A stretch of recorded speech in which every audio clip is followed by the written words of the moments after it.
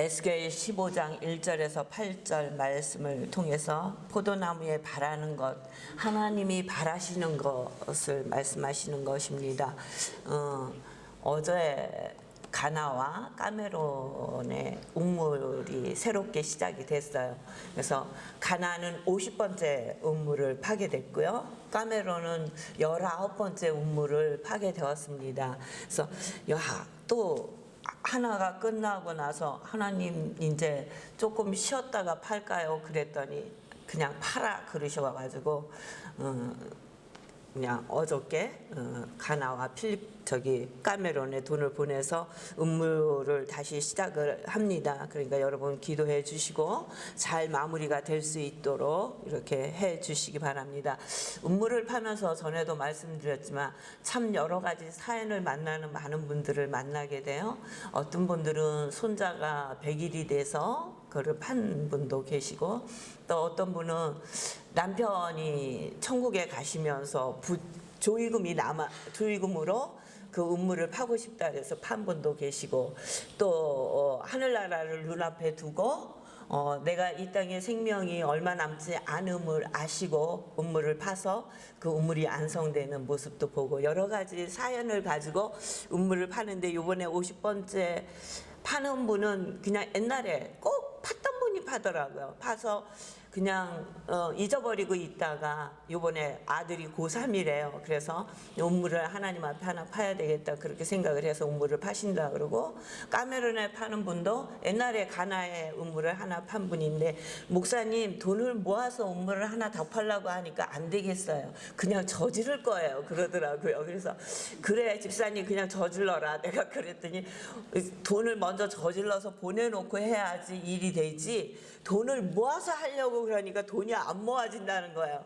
그래서 저질러서 해 그러면 바로 붙여 내가. 그러고는 음물을 이제 까메룬의 음물을 시작하게 되었습니다. 하나님의 일은 그런 것 같아요. 내가 계획을 했다고 내가 계획한 대로 이루어지는 것이 아니라 나에게 마음을 주실 때 시작을 하면 그 일을 할 수 있도록 인도하시는 것을 우리 한길교회 사역을 보면서 우리는 많이 봤습니다.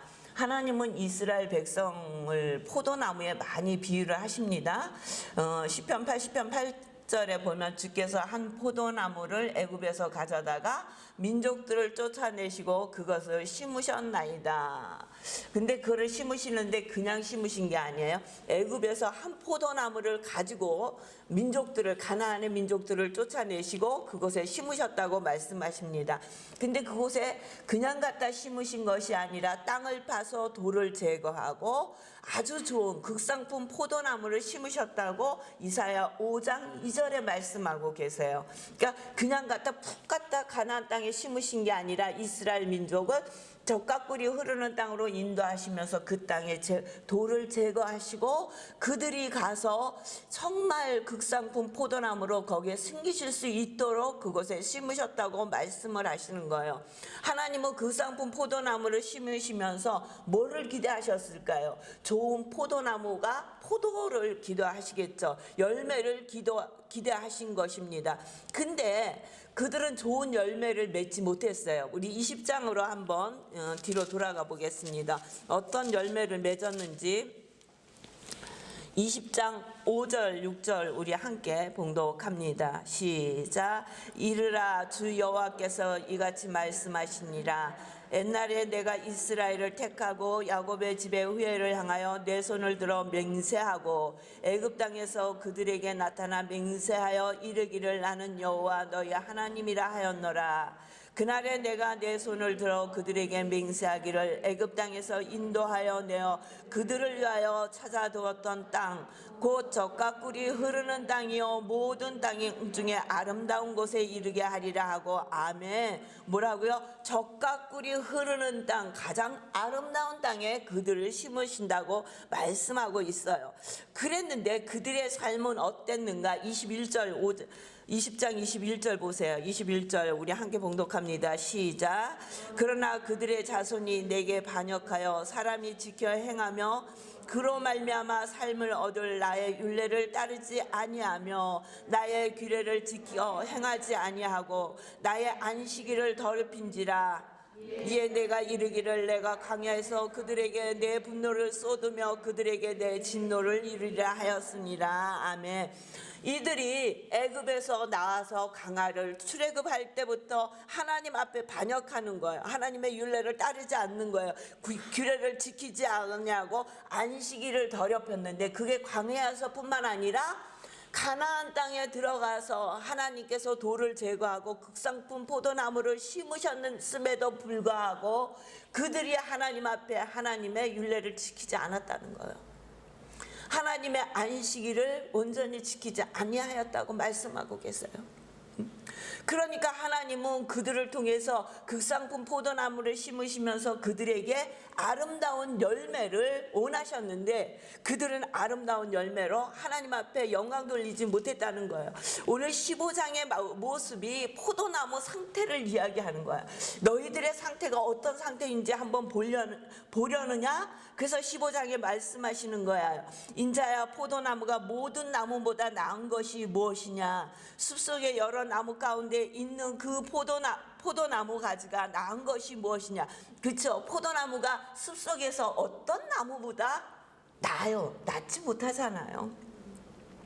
그 나무를 가지고 무엇을 제조할 수 있겠느냐? 그것으로는 무슨 그릇을 걸 무엇을 만들 수 있겠느냐? 포도나무 가지고는요 무엇을 만들 수 없어요. 제조할 수 없어요. 목재로 사용할 수도 없어요. 못으로도 사용할 수 없다라고 말씀하고 있는 거예요. 숲속에 존재하는 다른 나무들보다 재질이나 외향적인 면에서 나은 것이 아무것도 없다고 얘기하시는 거예요. 열매 외에는 포도나무는 쓸 것이 하나도 없다고 말씀하세요. 불에 던질 땔감이 될 뿐이라 불이 그 뒤 두 끝을 사르고 그 가운데로 태웠으면 제조에 무슨 소용이 있겠느냐? 불에 넣어도 포도나무는 금방 후루룩 타버리기 때문에 땔감으로도 별로 소용치 못해요. 아무 것으로도 포도나무는 사용할 것이 없다는 거예요. 그것이 온전할 때도 아무 제조에 합당하지 아니하거든. 하물며 불에 살라지고 탄 후에 어찌 제조에 합당하겠느냐? 그렇죠? 그냥 포도나무 자체로 있을 때도 그 나무는 제조로 쓸 것이 없는데 불에 탔으면 아무것도 없어요. 재도 안 남는 것 같아. 저는 포도를 켜보지 못해서 뭐 자세히는 알지 못하지만 우리가 포도나무 보세요. 나무를 쓸만한 나무인가요? 쓸만한 나무가 아니야. 태우면 그래도 좀 큰 나무여야 뭐 불에 넣어도 오래 타지. 사르르 푹 살아버리면 채도 안 낳는 그런 포도나무라는 거예요. 그러므로 주 여호와께서 이같이 말씀하시느니라. 내가 숲을 가운데 있는 포도나무를 불에 던질 땔감이 되게 한 것 같이 내가 예루살렘 주민도 그같이 할지니라. 이 말씀은 무슨 말씀이냐면요, 내가 너희들 그 극상품 포도나무를 갖다 심었는데 아름다운 열매를 맺지 않아서 바벨론을 통해서 그들을 심판하시는데, 마지막 심판 세 번째, 한 번, 두 번, 그렇죠? 두 번째 포로까지 잡혀갔잖아요. BC 589년에 세 번째 바벨론이 예루살렘을 침공할 것을 얘기하시는 거예요. 그리고 그들이 다시 바벨론의 포로로 잡혀갈 것이며 예루살렘은 멸망할 것이라는 것을 오늘 15장 말씀을 통해서 말씀하시는 거예요. 내가 너희들을 선택하고 너희들을 내가 극상품 포도나무로 선택해서 예루살렘에 갔다가 심었을 때 너희들이 민족이 많아서 너희들을 선택한지 아냐? 신명기 7장 7절에 보니까 여호와께서 너희를 기뻐하시고 너희를 택하시면 너희가 다른 민족보다 수요가 많기 때문이 아니니라. 너희는 오히려 민족 중에 가장 적으니라. 너희가 민족 중에 적었어요. 아무 힘도 갖고 있지 않았어요. 애굽에서 뭐 했어요? 노예로 살았어요. 그들은 싸움을 잘하지도 못했어요. 어떤 힘을 갖고 있지 못했어요. 근데 하나님이 그들을 선택했다는 거예요. 민족이 많아서? 아니요. 민족이 많지도 않았어요. 근데 하나님이 그들을 선택했다는 거예요. 선택하신 이유가 있는데 요한복음 15장 5절에서 6절 보면은 뭐라고 말씀하시는가? 나는 포도나무여 너희는 가지라. 그가 내 안에 내가 그 안에 거하면 사람이 열매를 많이 맺나니. 왜 선택하셨다고요? 열매를 맺으라고. 나를 떠나서는 너희가 아무것도 할 수 없습니다. 사람이 내 안에 거하지 아니하면 가지처럼 밖에 버려져 마르나니 사람들이 그것을 모아다가 불에 던져 사르느니라. 열매를 맺어야 되는데 열매를 맺지 못하니까 사람들이 불에 던져버리는 거예요. 살라버리는 거예요. 예루살렘이 멸망을 당하는 거예요. 하나님은 우리에게 열매를 맺으라고 말씀하시는 거예요. 오늘도 예루살렘 같이 멸망당하기 싫으냐? 이 땅에 살면서 열매를 맺어라. 그러면 어떤 열매를 우리가 맺어야 될 것인가? 누가복음 3장 11절 13절 14절에 보니까 옷 두 벌 있는 자는 옷 없는 자에게 나누어 줄 것이요 먹을 것이 있는 자도 그렇게 할 것이니라. 어떤 열매를 맺으라고요? 나눔의 열매를 맺으라는 거예요. 옷 두 벌 있는 자는 없는 자에게 나누어 줄 것이며 먹을 것이 있는 자도 그렇게 할 것이니라. 그래서 두 벌 옷을 꼭 갖지 말라 그런 뜻은 아니에요. 옛날에 어떤 집사님이 오금동에 있을 때 가죽 코트를 목사님 거하고 제 거하고를 정말 그분은 자기도 입지 못하는 거를 사갖고 오신 거예요. 그래서 저는 진짜 그걸 너무너무 잘 입어서 정말 10몇 년을 입었었던 것 같아요. 근데 목사님은 그거를 갖고 오셨는데 그 전에 반코트를 하나 입었던 게 있어요. 그러면 그 반코트를 누구를 주고 그 가죽 코트를 입어야 되는데 그 가죽 코트를 그 주일에 잠바 없이 가나에서 들어온 성도를 줘버린 거예요. 근데 그 집사님이 딴 교회 집사님인데 다음 주에 목사님이 그 가죽 코트를 잘 입으시나 보고 싶어서 오신 거예요, 교회에. 근데 오셨는데 주일이니까 가죽 코트는 안 입으실 수 있지만 그 코트를 외국인 성도가 입고 있는 거예요.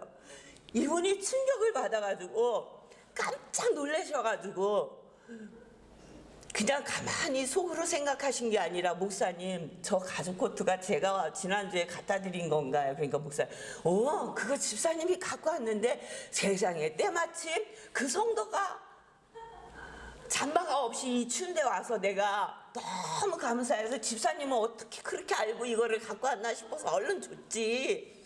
그러니까 이 집사님이 거기다 뭐라고 말을 하겠어요. 아 그러셨어요? 목사님 잘하셨어요. 근데 저한테 와서 뭐라 이제 다시는 가죽 코트 안 사다 드린다 그러더라고요. 응? 우리 집사님 한 분도 어디 저기 의정부 지나서 동두천 가서 그 잠바 색깔을 너무 좋아하셔서 그걸 사오셨대요. 근데 그걸 사오는 그 주간에 또 외국인 성도님이 잠바를 안 입고 오신 거예요. 그러면 당신이 입고 있던 걸 주고 그 잠바가 너무너무 마음에 들으면 그 잠바를 입었으면 얼마나 좋겠어요. 근데 새 거니까 더 주고 싶은 거예요. 그래서 그 성도를 얼른 갖다 입혔잖아요. 그리고 당신은 좋아서 야 저거를 누가 사왔는데 저 새 거를 가지고 있는데 야 어떻게 때 맞춰서 하나님이 또 알고 그 성도를 보내주셨나. 너무 좋은 거예요. 좋은 걸 주니까. 근데 이 집사님 마음은 어떻겠어요? 마음이 너무 섭섭했을 것 같아. 그러니까 그렇게까지 하라는 것은 아니지만 싸두고 놔두고 입지 않는 거 1년이 지나도 2년이 지나도 저도 그렇더라고요. 1년 동안 한 번도 안 입은 옷 2년이 지났는데도 왠지 입을 것 같아서 두는 옷이 있더라는 거예요. 근데 하나님은 우리에게 뭐라고 말씀하시냐면 옷 두 벌 있는 자는 옷 없는 자에게 나눠줄 것이며 우리에게는 참 큰 축복을 주셨어요. 이렇게 나눌 수 있는 분들을 가까이서 주셨단 말이에요. 또 군인이 와서 물어봅니다. 권력 있는 자가 와서 물어보니까 사람에게서 강탈하지 말며 거짓으로 고발하지 말고 받는 급료를 족한 줄로 알라. 받는 월급을 족한 줄로 알아야 돼요. 요새 우리는 그 가지고 있는 권력을 가지고 사용을 했다가 망신을 당한 사람들 많이 보잖아요. 그렇죠? 요새 TV만 틀면 나오잖아요. 근데 하나님은 뭐라고 말씀하시냐면 사람에게 강탈하지 말고 자기가 가지고 있는 권력으로 거짓으로 고발하지 말고 자기가 받는 월급을 족한 줄 알고 살라고 말씀하고 계시는 거예요. 이것이 열매를 맺는 거예요. 어렵고 힘든 것을 하라는 것이 아니에요. 내게 있는 것을 나누고 먹을 것도 조금 나눠주고 정한 것에 더 받지 말고 자기가 권력이 있다고 그것을 더 받아서 누리지 말고 큰 권력을 받았을 때 월급 받은 걸로 족한 줄 알래요. 우리가 알지 못하는 많은 것들을 알 수 있잖아요. 그걸로 자기의 주머니를 채우지 말라고 말씀하시는 거예요. 그래서 너희의 빛이 사람 앞에 비추게 하여 그들로 너희 착한 행실을 보고 하늘에 계신 너희 아버지께 영광을 돌리게 해라. 뭐 특별한 걸 하는 게 아니에요. 정해진 룰을 지키고 사는 거예요. 정해진 법을 지키고 사는 거예요. 자기가 가지고 있는 작은 권력이라고 그 권력을 통해서 자기의 배를 배불리는 게 아니라는 거예요. 그렇게 해서는 안 된다는 거예요. 열매를 맺는 거, 뭐 놀라운 일을 해서 열매를 맺는 게 아니라는 거예요. 누구나 할 수 있는 일, 우리가 이 땅에 살면서 법으로 정해진 일을 하면 되는 거예요. 그런데 우리는 하나님을 믿는 하나님의 자녀예요. 그러면 성령의 인도하심을 받잖아요. 그러면 우리의 삶 가운데는 세상 사람이 정해준 그 룰에서 사는 것뿐만 아니라 성령의 열매를 맺고 살아야 되는 거예요.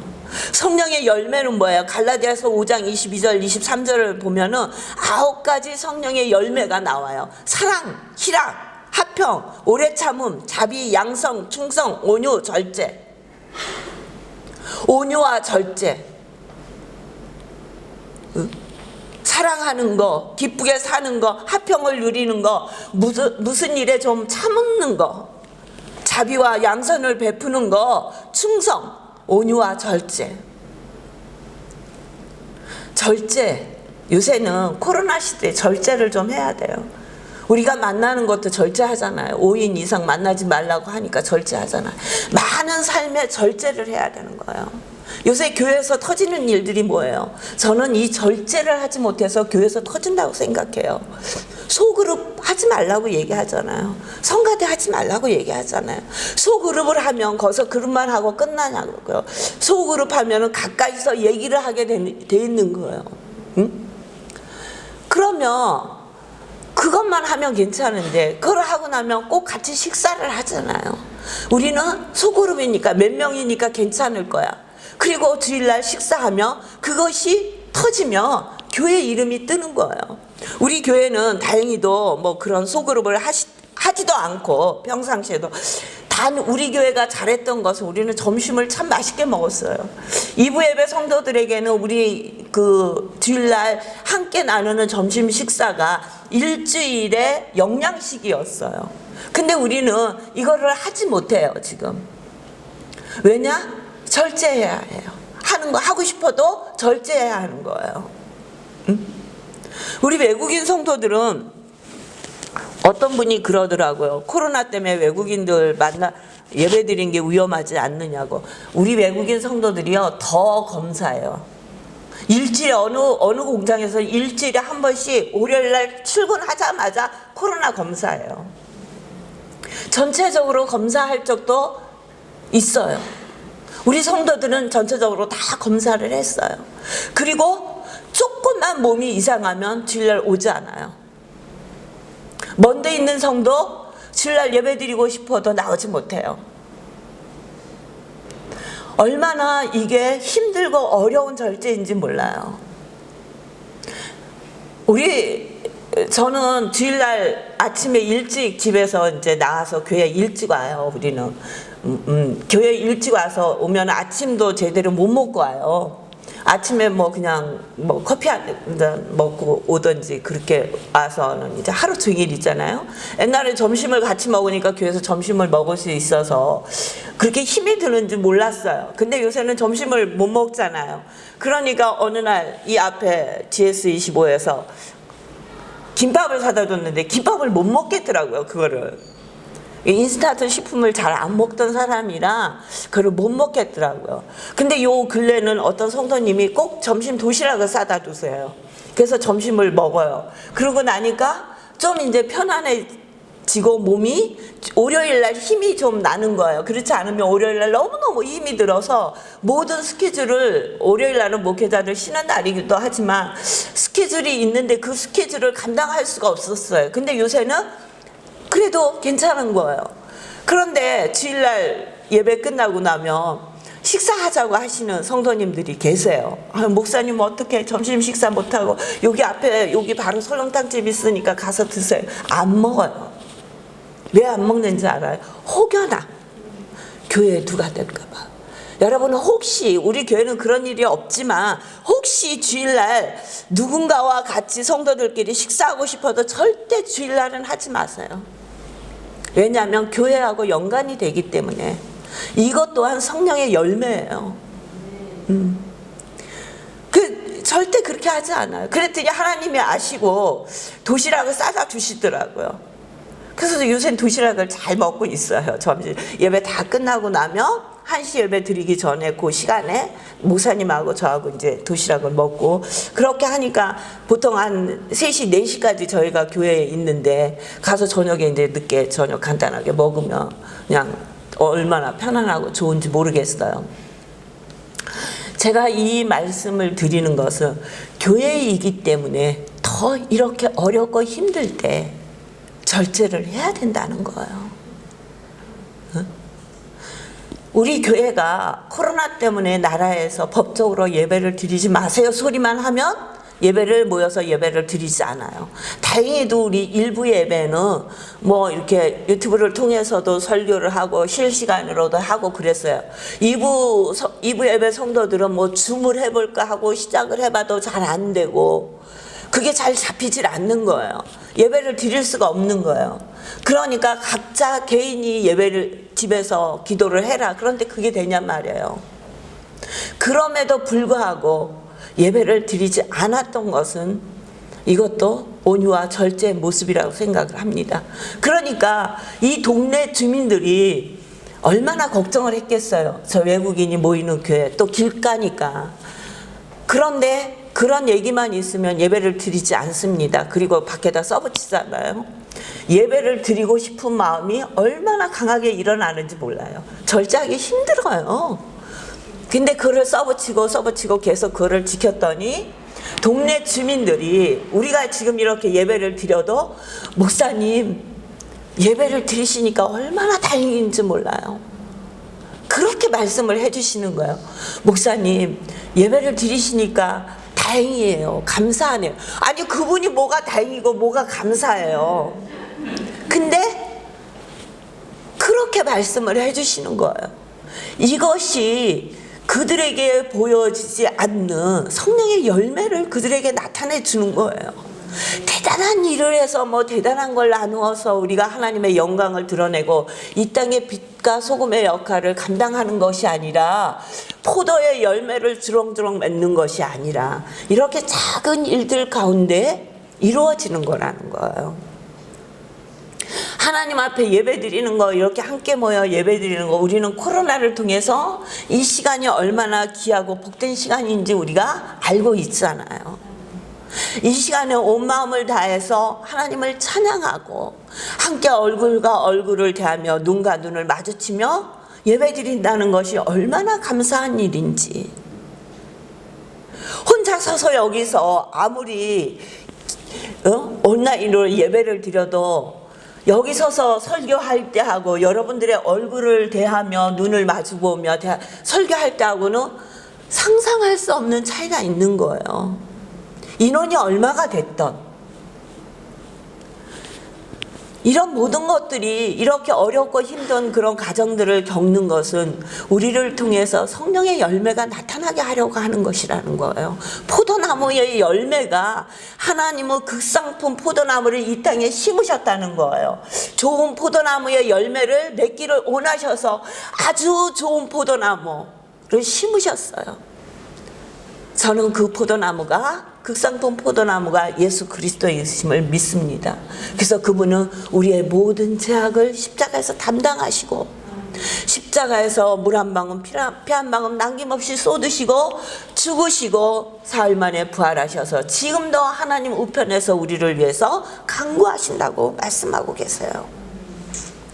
저와 여러분이 이 땅에 살면서 주님께서 우리에게 바라시는 것이 무엇인가? 어떤 열매를 바라시는가? 이 그냥 주일이니까 예배 교회니까 그냥 가야 되니까 오는 것이 아니라 한 시간을 온전히 하나님 앞에 드리시는, 그래서 아름다운 열매를, 예배의 열매뿐만 아니라 여러분들의 삶의 열매도 아름답게 맺으시는 여러분 되시기를 주의 이름으로 축원합니다. 기도하겠습니다.